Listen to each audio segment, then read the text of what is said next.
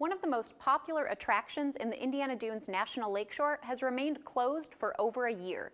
Last July, a 6-year-old boy visiting the park was buried under 11 feet of sand for over 3 hours before being pulled from the dune with only minor injuries. Researchers immediately began searching for the cause of the collapsing sand and discovered several smaller holes in the process. Now, over a year later, theories are being explored, but answers are still elusive. Mount Baldy inside the Indiana Dunes National Lakeshore is moving. Changes in wind direction, lake level, and human activity are all contributing to the dune's migration south, away from the shoreline.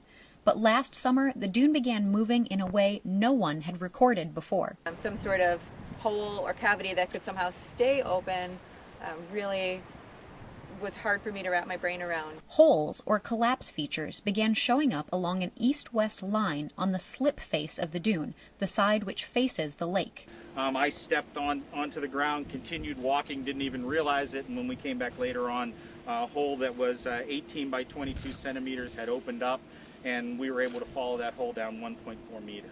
Now, a team of researchers with the Indiana Geological Survey and Indiana University are trying to determine why the holes are appearing. They're using high-tech equipment to gather two types of data.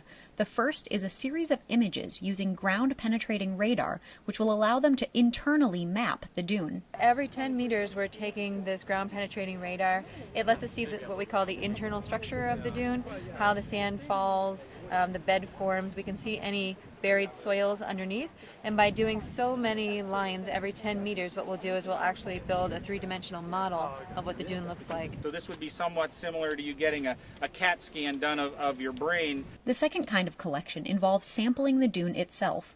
Long, thin tubes known as geoprobes are pushed into the ground to obtain a cross-section of the sand and soil below. That cylinder collects sediment in it, and we bring it back up to the surface. We can do what we say ground truth it. We can see what it actually is. The result so far is a theory which researchers are continuing to investigate. The dune, which migrates several feet per year, has likely moved over top of vegetation and even homes which once stood along the shore. We can see in the aerial photographs from 1939 that the landscape was largely stabilized, and there was a narrow band, probably about 150, 200 meters of open sand close to the lake.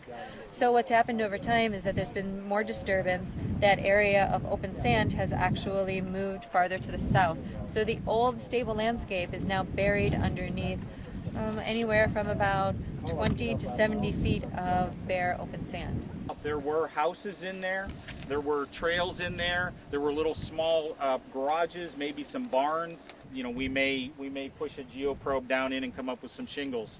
You can see the canopy of these trees, and the canopy it's got leaves on it, of course, but it's also got a whole network of branches. When those branches start to decay, the dune starts to settle.